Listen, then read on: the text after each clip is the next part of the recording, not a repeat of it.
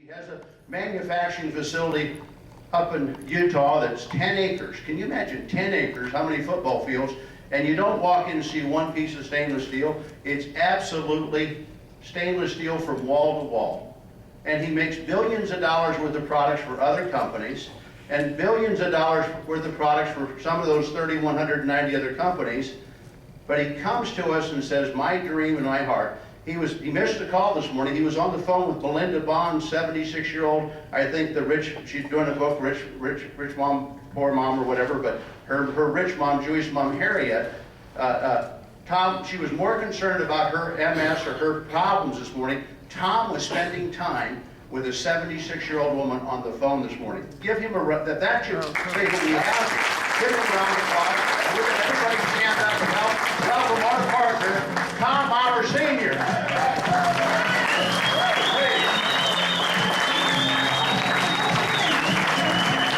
I tell you what, take great notes. You'll never forget today. Tom, welcome to St. Louis. We're happy to have you here in St. Louis, Nebraska. Thanks, Dan. Here you are. St. Louis and Cowboy Jones, right? Got it. Well, welcome everyone. If you notice one thing, most people in St. Louis aren't here today. Now, what does that mean? Good for us. Good for you. You got it. That's exactly right. Well, I'm going to take my cowboy hat off because I get a little hot sometimes when I get speaking up here, and I think I'm wired. So we'll just hang that right there. That can be like Dan, a little thinner. But I flew in yesterday. It took me 2 hours and a half to get here from Utah. So it's not long to get here. So in 90 days, wouldn't it be fun to have 500 or 1,000 people here? You can do it. Yeah, you can. In my previous company, and I built a company that was $1 billion company, 5th largest in the world in network marketing, and I did it without ever having been a distributor in a network marketing company. So I think that's pretty unusual. I don't think hardly anyone's ever started a company and never been in the industry and able to do that. But I did it based upon some simple, basic principles that I still follow today, that I want to help people to be able to, if they're of a mind to do the same, to duplicate. We need a goal, we need a plan, and I want to help people to achieve what they want in life. Now, there'll be lots of different things you want in life. Some things you may want more than others, and sometimes it's difficult to get. Just a month ago, after a 3-month visit, I was able to send my mother-in-law back to Moscow, and that was really an achievement. I worked very hard to make that happen. And last week, she came back for another visit. So sometimes it takes a lot of effort to make it stick.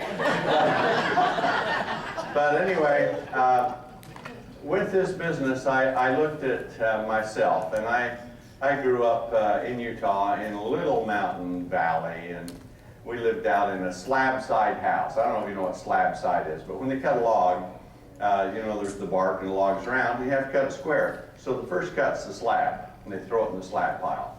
And usually they just burn it for something or whatever, but my grandfolks made a house out of it. So we had a slab-side house, and it tells you one thing, we didn't have much money. And we did have electricity. We had 2 bulbs in our house, but then kerosene lamps were upstairs. We had a coal stove, 2 in the house, you know, for heating, for cooking. We had a well with a bucket in it. And for those of you that don't know, some people here will realize that, but at that time, you never had refrigerators, so we kept anything that was perishable was in the bucket, lowered down in the well, because the water was cold, and so that was sort of your refrigerator. Well, and an outhouse, and I'll tell you what, if it wasn't for Sears Roebuck catalogs, we'd have been in big trouble out there, because long before the day you could afford to buy TV. But I grew up in that environment, and we grew up farming, ranching with horses, and that was my life. Not a lot of communication. I remember the old phones that we had. We lived way out, and it was one of these where it was on the phone, and you would pick it up, take the receiver off, and speak into the on a box. You'd crank it. the operator come on, you tell them who you want. Give me Mabel, you know, and they'd dial up Mabel for you. And you sit there, and the phone would start ringing. You're on a party line, and they'd hear so many longs and so many shorts. And I remember my grandpa folks saying, "Yeah, that's so and so." You know, they knew who all the rings were. They would listen to them. Well, quite a change from that time to now, isn't it? In less than a lifetime, the types of changes have come. We never would have thought about flying across the United States. I remember when Eisenhower made a long-distance call across America, and it was quite a revolutionary thing, calling, just picked up and dialed across America. Now look where we're at. You know, you've got smartphones that, I have a 5-year-old daughter that can operate a smartphone, and you cannot believe how smart she is operating that thing that my wife says, I can't even operate it the way she can. She goes through all of those types of things. We've moved into an age of communication. You know, how many of you remember when the fax machine was such a revolution? Yeah. I was talking to Harriet today, and she said, here's my fax number. And I thought, I took it, but I don't have a fax.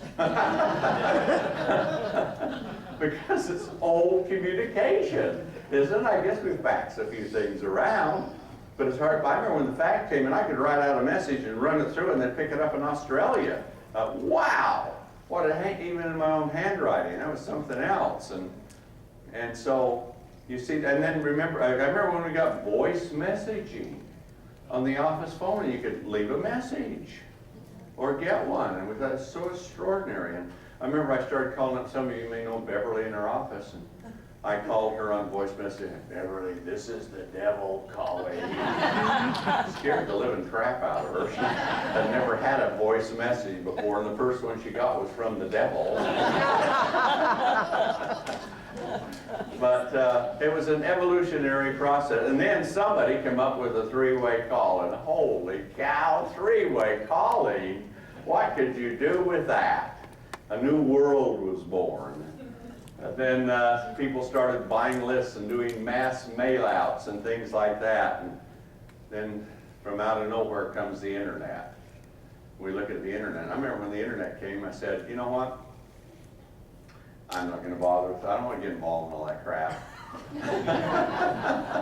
So I said to my secretary, I said, you probably ought to go learn it. So I sent a couple of my secretaries to go learn about the internet so they could handle that thing. Well, we've seen what that's become, and who knows what's going to happen with the internet. We don't know. Maybe someday you'll feel a little jingle under your armpit and you'll pick up your hand and read what the message is. I don't know. Be talking into your finger, or the technology is changing so much that we know not what is coming. But we do have tools within our reach right now that are spectacular for communicating the message with it. And so when you think about what we can do now to what we used to could do, the dynamics are tremendous. But the one thing that will stay with us is his people-to-people business, person to person. Belly to belly can't be beat, but you can't get to the numbers so much as you could before, so you can do a lot of things. But some of the fundamentals that people like to buy from people they like, right? I mean, if you go to a store and you're treated badly, maybe the store's good, but you go back, you don't, or you go in with bad feelings, you know, those types of things with it. So this is a business of communication, and the better we can do it, the better we'll be. But unfortunately, with communication comes flim-flam scam, right? And unfortunately, in this industry, there happens to be a lot of it. But tell me where it is not. What industry does not have that? Look at the car advertisements with that ugly little green lizard running around. It about drives me crazy. Doesn't it drive you crazy? I don't think anyone looks at that lizard with fondness. I guess it's a gecko, you know, whatever it is. I like to gecko it. But the idea of it and people are listening to it, and you look and they flash the numbers and their rates are so much less than theirs, and then comes the guy from Allstate, and his insurance is the one you can count on, and these people have saved this much money. And then here comes Nationwide, you know, with what they're doing, you see all of these things that are going on, and who do you believe? I guess you have to go in and you have to research it and you have to see. And yet you'll have people coming into network marketing with the same kind of thing. They found this wonder juice. It came from a valley you've never heard of, from a fruit that may not have ever existed until they found it. And apes lived to great lengths of time. And they were swimming through the trees like Dan down on the farm, chasing turkeys and catching fish and, running around like primates. And they lived so long, they did so much. And wow, and it's Hyundai water. I thought Hyundai was a car, but nonetheless, it's Hyundai water, and you can drink it and live forever. And you have this antioxidant, which is the highest auric value ever known to mankind. And you've never heard the word auric. And so they tell you what auric is, and once they tell you, you still don't understand it with it. And so what's the whole thing about it? They take people, and because we're not necessarily in that industry, they confuse us. And and you sit down. I had a couple come in from Germany, and they have a gigantic organization worldwide with one of the largest network marketing companies in the world. And they came in to look at our company because of communications, people talking to them. They'd been searching for one because they're so unhappy with the giant company that they're in because they had lost their icon and it had become corporate. And the more corporate, you know how it is. And in this industry, it's hard. You've got to have a belief factor. But a lot of times the belief is false belief. And so people will catch you, but they said, we've been to many companies trying to fight. We want to believe, we want to buy into it, we want something that we're going to do, because what's happening with this corporation, once they've taken over, they're making things so difficult for everyone, and they're cutting and doing these kinds of things. The excitement is gone from the business, and they're a business that their business is for themselves.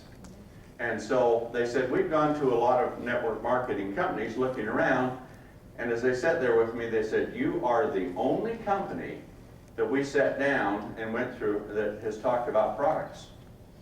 Others say, yeah, we have a great product, but here's how you make money. We've got a mechanism for you to make a lot of money. And the next one, we can show you how to make a lot of money with this kind of thing, and we have a product. I sit down with them and I say, we have products. They're just not products. They're spectacular alternatives to products that either don't work or they work so poorly. They're overhyped and they underperform. And so our fundamental is building products. We build the most spectacular products in the world, and I've chosen network marketing because you can't advertise it. Can you? How can you advertise it? How many big skincare products are there in the world? Estee Lauder, Clinique, Lancome, all of these. And if you look, and I like to tell the illustration of, I was flying along in an airplane and I looked at this young lady that was sitting there next to me, and she was reading Cosmopolitan magazine. I thought she should have been reading Field and Stream or Outdoor Life or something like that, but she was kind of screwed up and into the wrong thing. She was reading Cosmopolitan, and she flipped it open, and there was a page, and it had a picture, and it had one line. And she just kept looking at it and looking at it. And I thought, she's either the world's slowest reader or she's from Idaho. One of the two, I didn't know which. So, and here it was. Here it was sort of a, kind of an offset for focus, kind of purplish and bluish, and like this. And the scene, and on this ledge, over the sea, was this young woman standing, and she's standing there that wearing something no respectable woman would wear outdoors. But anyway, there she was, in, of course, women's magazine, wind blowing through it. Then I looked a little too, because of your comment, but that's beside the point. So she was standing there, and it said underneath that she has never had to worry about about skin. She has flawless skin for all of her life. And I thought, well, at 19 years old, that's probably true. Probably doesn't. What I'd like to see is I'd like to see that ledge, and I'd like to see her grandma that's used that same products come up. She wouldn't have anything that immoral to wear. She'd come up with a flannel nightgown and she'd walk up the edge of that thing. Look out over that. She'd have more cracks in her face than that ledge she was standing on, because those products don't work. They make you older, not younger, and they're the most serious health hazard. That's the truth of that article. But what was that girl looking at? The perception, the beauty, the ideal that she wanted. But the reality is just the opposite. It's slow death by toxins when you're using skincare products. And many personal care products fall within that category of having some of the most serious health damaging products in the world. What kinds? The kind that disrupt your endocrine system. The kind that a mother pre-pollutes the baby before she's born. There's 230 toxic chemicals about on an average in the umbilical cord blood that is feeding your baby. So before it's born, it's pre-polluted. Have you heard recently now they're concerned about babies being born that are addicted to pain pills when they're born? They're addicted because their mothers are taking them. And now babies being born that their sexual development is affected. Girls are more feminine and boys are more feminine. The reason why is these ingredients in shampoos are endocrine disruptors and estrogen mimics. So when the brain is developing it, it is overdeveloping the feminine side and suppressing the masculine side. So men are not men that they used to be. And are they? I can tell you a simple test why they're not. Sperm count. Not the kind of thing we sit there at night and count, but it's the kind of thing that in 1950, in a milliliter of fluid, there were 100,000 sperm. Now there's 5,000 on average. That's a 95% reduction in men. And infertility has gone right down. And why? I'll tell you why. There was an article in the Wall Street Journal, of all places, on a back page, and it said, "Shame on shampoo," because it is affecting the virility and the androgenic systems in men, because it's an estrogen mimic. But not only are the ingredients in shampoo that, let me tell you what else is. The bottles that they come in. Watch him with that hat, will you? Okay, so anyway, the bottles they come in. Anyone drinking bottled water? You're drinking chemical water. What's in that plastic is leaching out into your body, and they are endocrine disruptors. They're cancer causing. They can affect the development of children's brains while they're growing. They can keep children's eyes from developing properly. There's a study, anybody from Georgia here? Well, the Georgia School of Medicine did a study for the Institute to Prevent Blindness, and on hair shampoo. And the most common ingredient in hair shampoo, the Institute of Blindness said, we'd like a study to see if it affects children's eyes. And when it was done, it says, yes, it can keep children's eyes from developing properly, and it causes cataracts in adults. Now, why would the Institute of Blindness ask the University of Georgia School of Medicine to conduct a study on that? Because the product denatures proteins. What does that mean? It breaks them down, it corrodes them, it eats them. Why? And the company selling it said, well, it's made out of coconut soap, it's natural. Sure, to start with. And then they react it with sulfuric acid. That's battery acid. Then they take it to the other end of the pH scale and they react it with lye, caustic soda. So lye and battery acid with coconut soap, what do you think you got? A corrosive cleaner, you see? I used to sell it when I made industrial chemicals. I made products that would clean up slaughterhouses and break down the proteins and the fats and clean garage floors and degrease locomotives and caterpillars with the same thing that you're brushing your teeth with and shampooing your hair and taking a bubble bath in, if you can believe it. And so, but they want to make it foam a little bit more. So they put some agents in it to make it foam, because you want lots of foam if you're in a bubble bath, right? Well, when you do, that's ethoxylation, and it creates one of the world's most potentially harmful, dangerous ingredients, 1,4-dioxane. You don't know what it is. It's not listed in the bottle. It's kind of a tramp ingredient, kind of along for a free ride. See? And so what it does is it's created in the process of doing it, and because it is, you don't have to list it.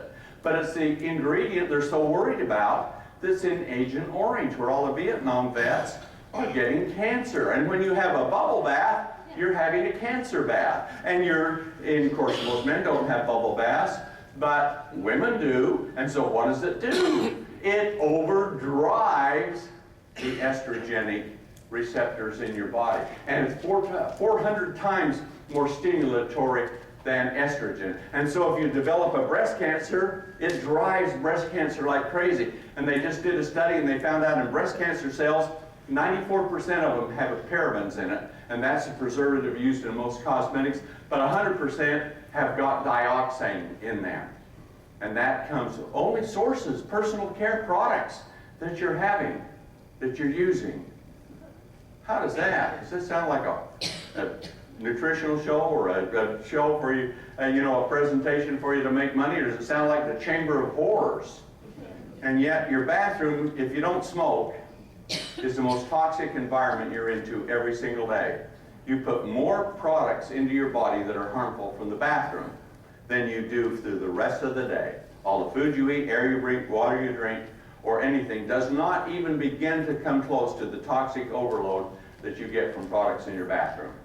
Now, I tell you that, and I'm going through it, and there's lots more you can get on our site, and you can see Sizzle say. Does it scare you, or do you think it's just me saying that? Well, you may not think it's just me because I'm here, and you're being polite, or you believe. But here's the point, the science is there to back it up. I'm not talking about things I've made up. These are scientists that are saying it. And Dr. Samuel Epstein from the University of Chicago, he's head of their Department of Environmental Science. He's also a Brit. He's from England, and he's over their agency there for environmental science. And he says the single greatest polluter of the human body is personal care products. And with that, he's also come back and said, he's head of the Cancer Prevention Coalition. And so he's the head of it, the founder. And he came out and he said, and he's got it in a book, he said, Tom Mower, he says, has done more to help people understand the harmful effects of personal care products than my Cancer Prevention Coalition has been able to do. Thank you, but thank yourself. Because how am I able to do it? Through you who care. Because you have a business opportunity and a product alternative to use to believe in. And so you spread the word, see? And so instead of just like, how many saw this article in Wall Street Journal, shame on shampoo? Just me, none of you. Because it was on a back page and was only that big. And don't you think you ought to know that your shampoo keeps your children's eyes from developing properly or suppresses the sexual development of the boys and overdevelops the girls? Don't you think you should know that? And you know it, that it is the major cause of estrogenic-driven cancers? From brushing your teeth, showering, shampooing. 60% of those product ingredients in shampoos go in your body. 60%. So what do you think they're doing there?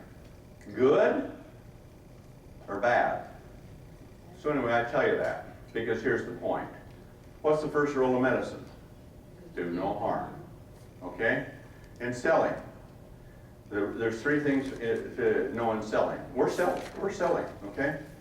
First is find a need, second is create doubt, third is provide a solution. 1, 2, 3. If you follow those steps, okay? So, if the greatest health hazard in the world is personal care products, well, the worst one's smoking, okay? Can I see by a show of hands how many people here don't smoke? Most of you, okay? So that eliminates from you the single greatest health hazard. How many of you here don't bathe?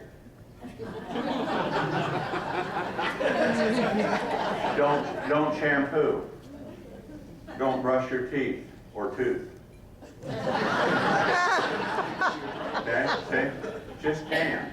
He's the only one. So Think of how big that market is. We don't smoke. Most of us don't smoke, but we all use all those products. So you might be sitting here saying, why don't they do something about it? Because they were grandfathered in before they knew the science, and now they can't get rid of it. Why? Because the lobby is so massive from personal care products. If most of us don't smoke and they can't get rid of cigarettes, how in the world are they ever going to get rid of the toxic, harmful ingredients in products? And the problem, like where they've done some things, say like down in California, maybe you've heard of Proposition 65 that's there.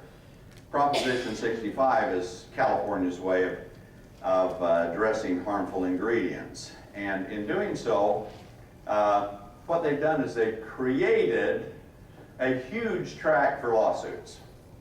And so lawyers are suing everybody about everything. If they can find anything that violates Proposition 65, they sue people. And they sue them even for nuisance value. We've been sued on Proposition 65. We've been sued where it's been wrong with it. But they figured we'll pay them at least $25,000 to go away, see?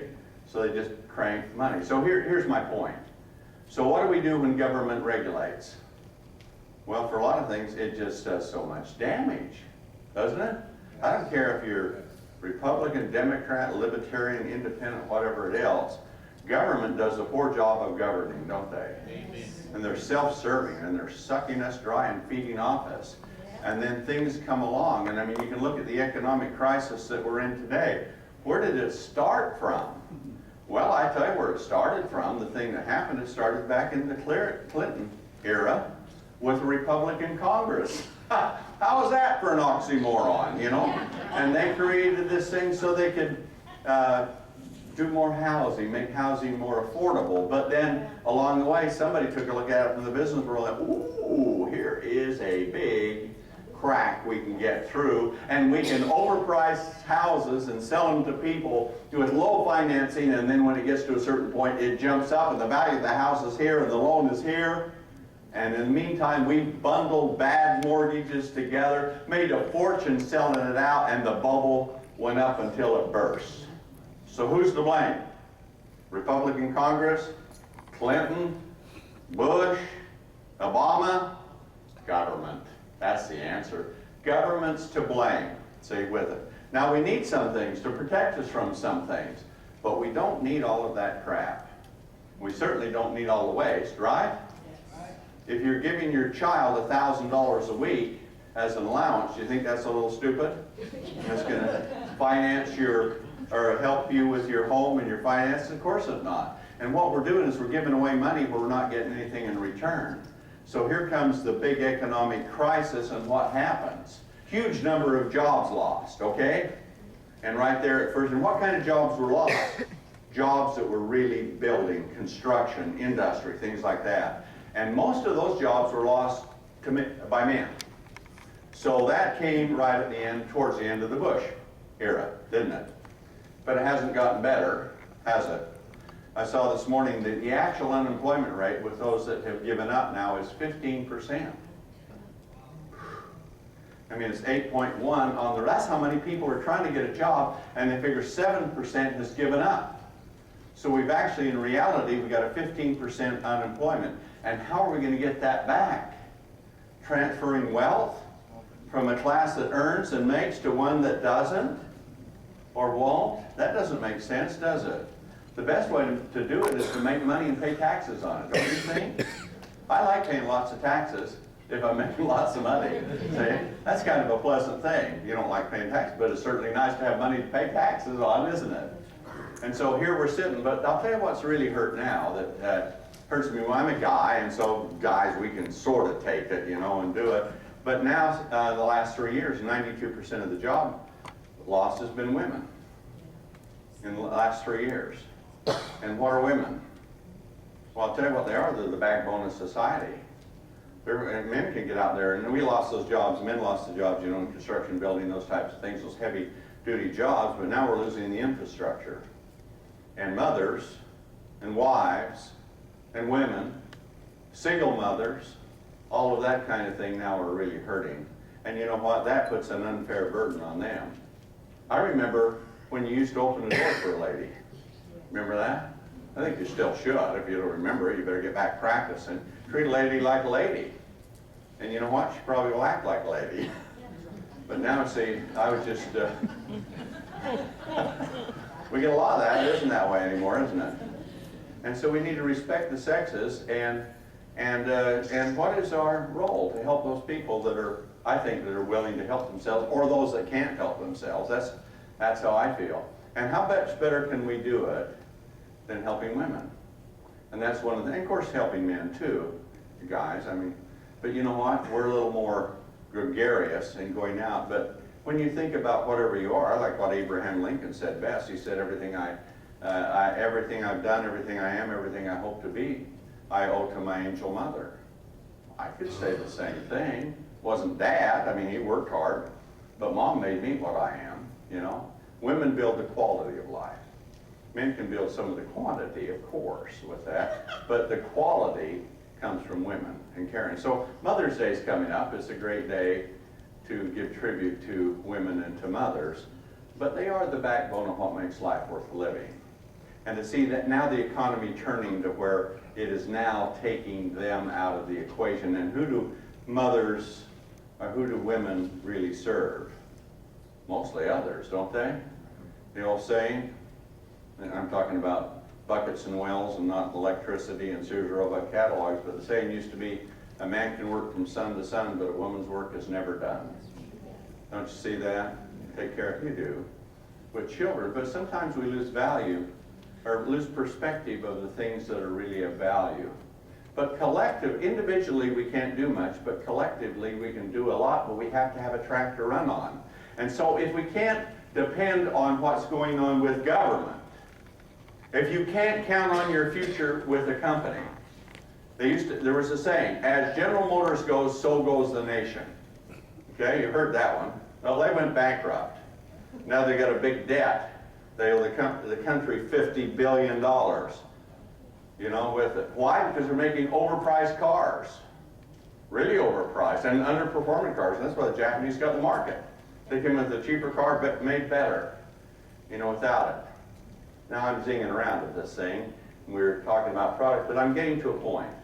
My point is, just because we don't have those avenues anymore, if we can find the right track to run on, then we can do big things for ourselves and for others. Yes, in my previous company, I built a company was worth $1 billion. We're doing about $1 billion a year in sales. And I never had any idea it would get so big. I remember once I wished I could do $1 million a month. Because a computer programmer said, yeah, or a guy came in and said, when Sunrider did $1 million a month, they partied all night. Gee, that'd be great to do that. I'd like to do $1 million. I was just starting getting this thing going in a month.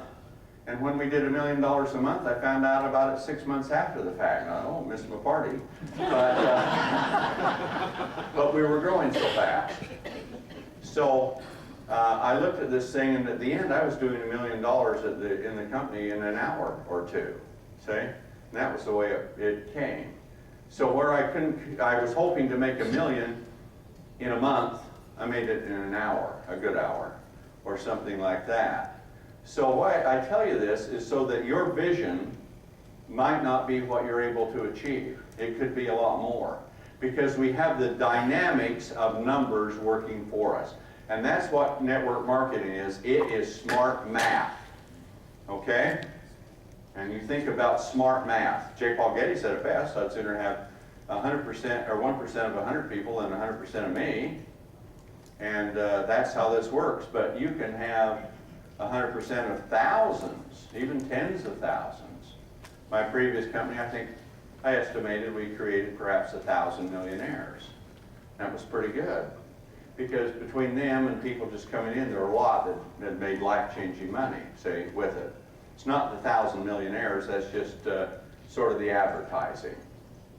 And so now I see with Sizzle, we're going to create tens of thousands of millionaires all around the world. Yeah.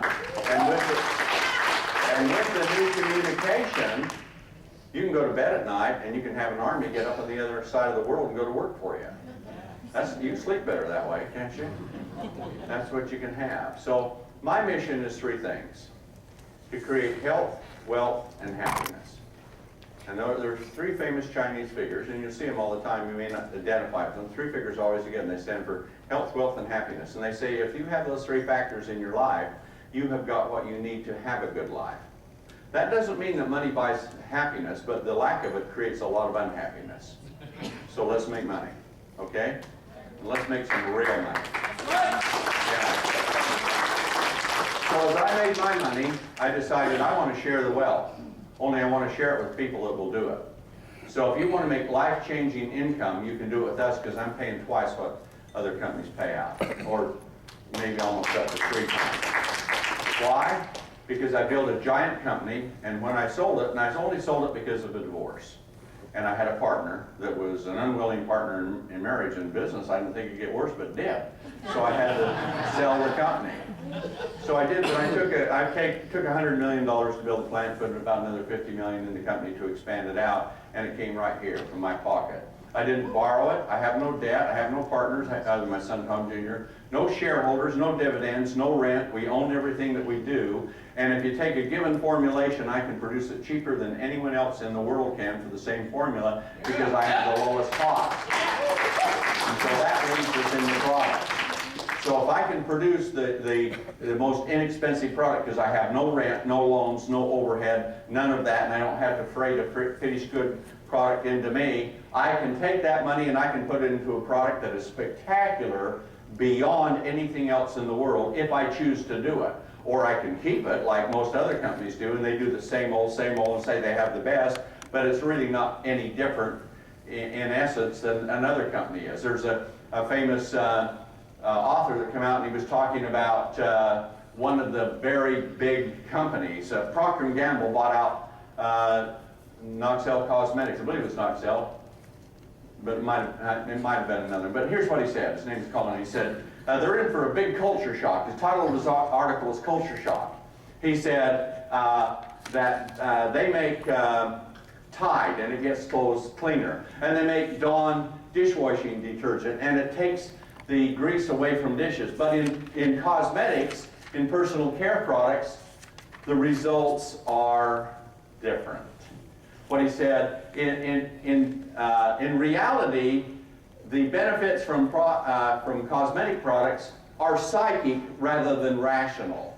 In other words, if you believe they work, that is the way they're working. And it says, in terms of ingredients, Colin, the author says, there is little or no difference between one brand and another. And the product benefit to the user is how it makes her feel about herself. Does that mean the cheapest product at Kmart and the most expensive product down to Dillard's is about the same? It could be, because they could be out of the same vat, just in different packaging. And I can tell you this, because I'm a chemist and a manufacturer, most products that you buy in cosmetics is the cap on the bottle costs more than what's in it. See? So that $150 product you bought may have cost a quarter to make the formulation. The cheapest part of it is usually the formula. The label costs more, the bottle costs more, the cap costs more. The box that it's put in does. You see? I went in JCPenney's, and I was talking with you about JCPenney's a few years ago, and there was an advertisement, and they had a tape running on a TV, and it says, pharmacists developed 7 moisturizers in one. And it was being advertised everywhere. Maybe some of you remember it. And I'd seen it, and I wanted to see the ingredients, because I had distributors saying, well, they got 7 moisturizers in one. Well, that's not so difficult to do. Just use 7 types of moisturizers in one. I mean, what does it do? And so I was walking down there, and I was with my ex-wife, and I saw this tape, and I said, I wanted to see this. So I walked over, and I picked up the box with, me, I want to read the ingredients. So I'm over reading the ingredients. I'm reading through it. This old gal that's selling that, she comes galloping over, a little overweight, a little over made up, you know, this kind of thing. You know how they have girls in there, so beautiful, you know, and they're attractive and everything on. They'll do a facial, and they're there to do it. And she comes running over. She starts talking about this product and going on and on about it. And my ex-wife sitting there and just being very pleasant. I'm reading this thing, and it was in a jar, and she took it out and she said, "Oh, this is so wonderful." She had one of these big turkey gobblers, hanging down. And so she was rubbing it on her thread. And I was trying to read the label, and I just kept watching it going up and down like that. And she said, "It's just so marvelous." She says, "I've been using it here underneath my neck, and it's just going away." And I said to her, "Well, it must be all the rubbing that's doing it, because there's nothing in this product that will." She said, "What?" I said, "Well, what will do it? Nothing here does it. Show me what does it." And I turned around to show my ex-wife, and she was running down the aisle. She wanted no part of that conversation. But the proof of the pudding is in the eating, isn't it? You hear the proof is in the pudding? No, it's not. It's in the eating. It's in the results. And so our products are based on evidence-based results. So let's cut to the quick on it. I'll come back again, and we'll go deeper. But what's the most important thing that people want in life? Life. Okay? Nothing more important than life, but a quality life. It isn't the kind of life I want to live, spending the last 10 years of my life in a nursing home, somebody feeding me, changing my diaper, and for recreation I pat balloons back and forth. You don't want that, do you? But we don't have to. So why do we age as we live longer? Why do we? It's not a disease, it's accumulated degeneration, accelerated decay. And the longer we live, the older we get. But yet, when we're born until we grow to be 25, the longer we live, the healthier we get, the younger we get. So what happened? Well, I'll tell you what happened. Things switched off. And when they switched off, that which is up may go down. Okay? That which was in may go out. And things start to happen because we live in a toxic world.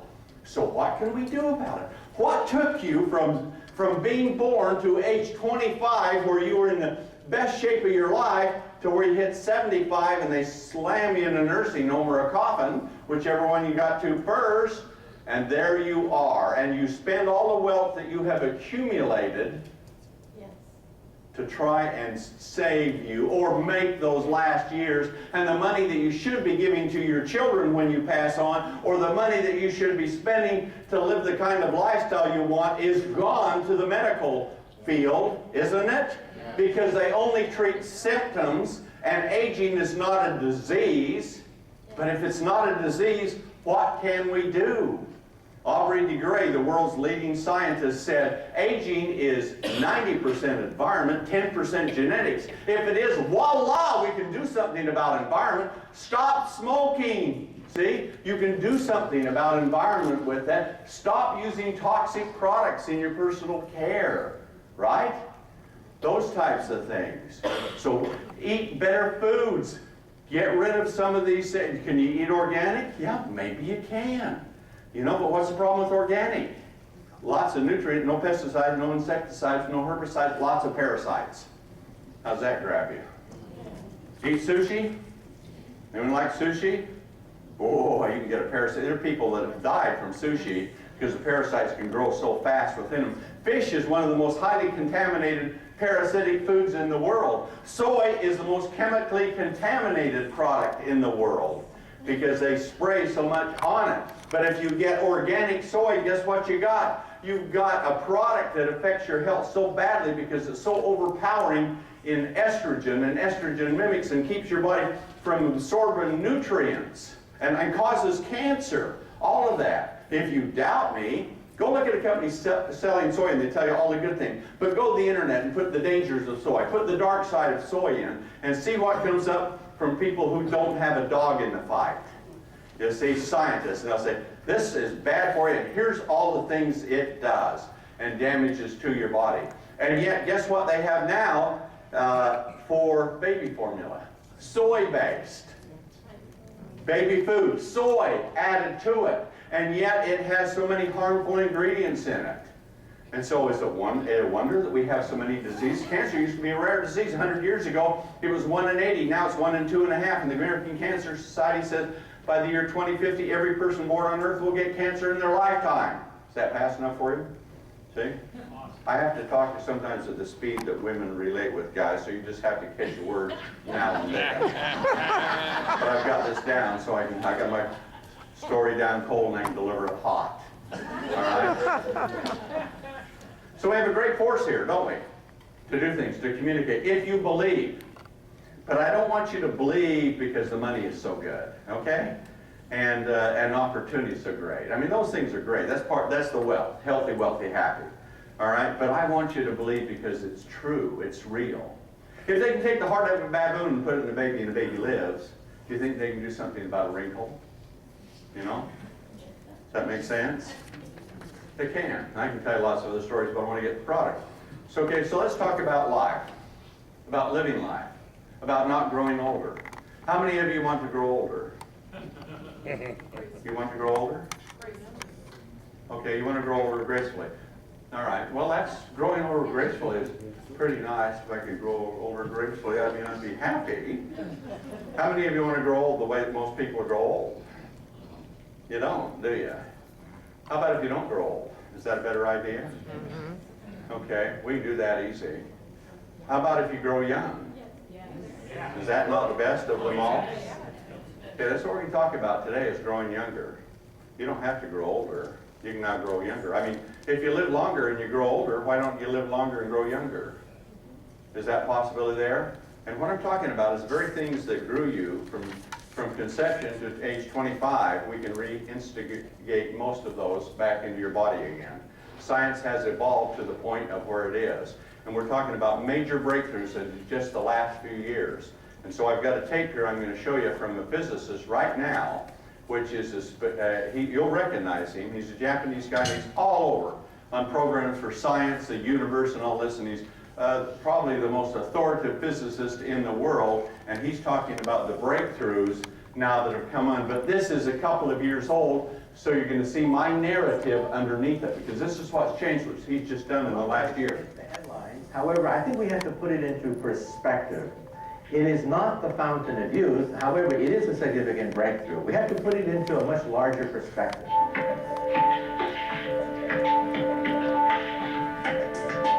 First of all, we know that DNA is sort of like a shoelace.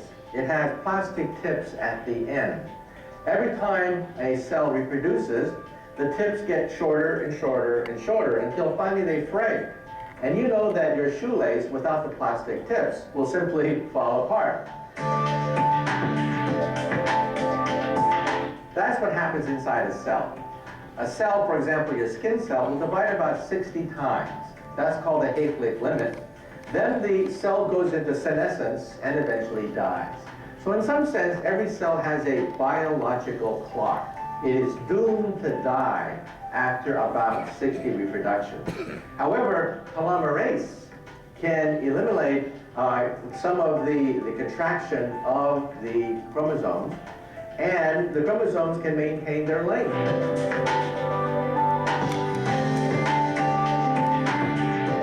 So at first you may say, aha, we can now defeat the biological clock, but not so fast.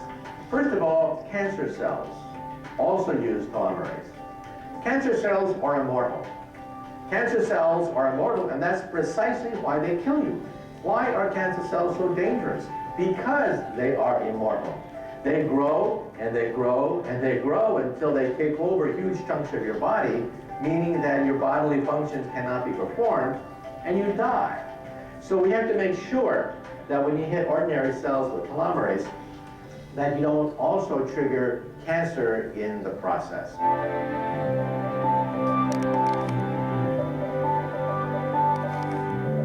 Now, also you have to realize that genes are also very essential for the aging process. It turns out that we know what aging is. Aging is the buildup of error. That's all aging is. The buildup of genetic and cellular error.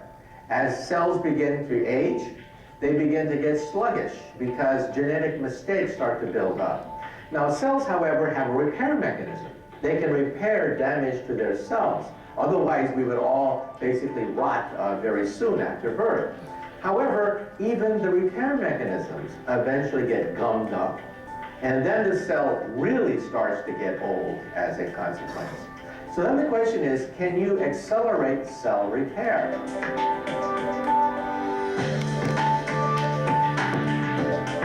That is another branch of gerontology which is being looked at. using genes and using chemicals to accelerate the repair mechanism. For example, if I take any organism on the planet Earth, from yeast cells to spiders, insects, rabbits, dogs, and even monkeys now, and I reduce their caloric intake by 30%, they live 30% longer. In fact, the only organism which has not yet been deliberately tested by scientists are Homo sapiens.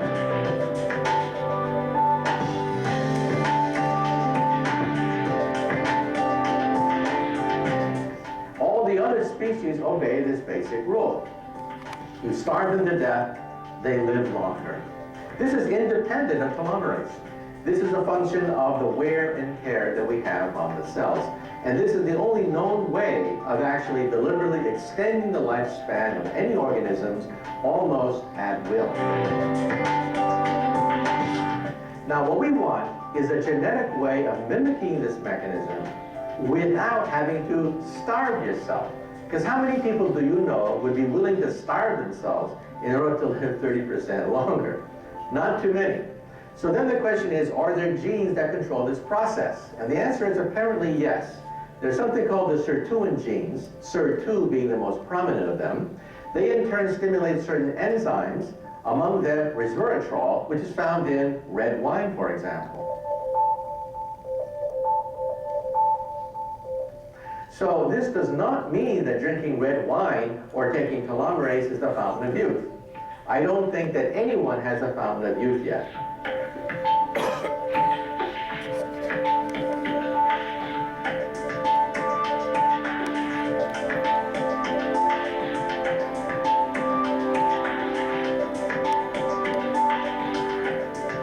What I am saying is, we are now finding pieces